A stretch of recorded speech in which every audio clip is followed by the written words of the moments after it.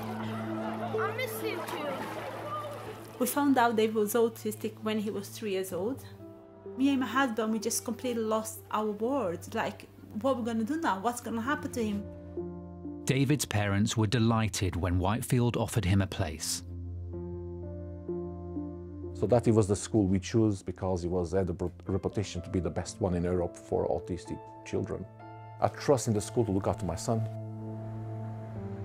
To begin with, David enjoyed his time there before he started regularly being placed in the school's so-called calming rooms. He was always happy, bubbly. Dave was never sad. But he started coming home really upset. He lost his sleep. He used to sleep, but he used to enjoy his sleeps. But then he couldn't sleep. He would like roll in the bed till 12 o'clock and say, "Mom, I'm really upset. I'm worried they're going to put me in calming room tomorrow."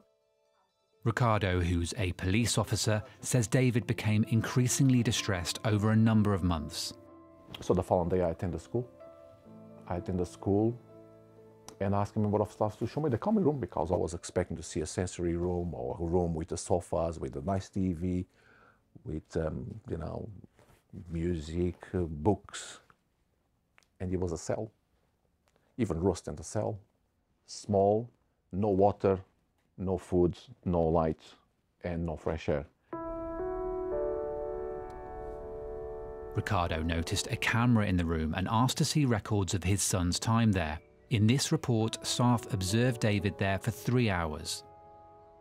Calming room report, David Gloria. 11:17, staff recording David saying, "I don't understand." 11:57, slapping his head. 12:59, hitting the head with his own hands. 13:13, urinating on the floor, crying. Ricardo was so appalled he demanded to see footage. I feel it's disgusting. I feel so bad. My son was by himself in that room, in a panic state, crying, self-harm, back then for water, back then to go out, back then for food. And they just ignore him.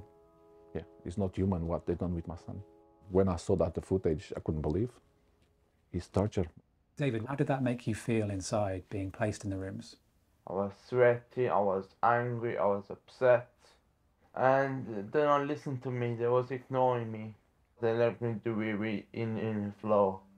So in the beginning, how many days per week you used to go there, in the beginning?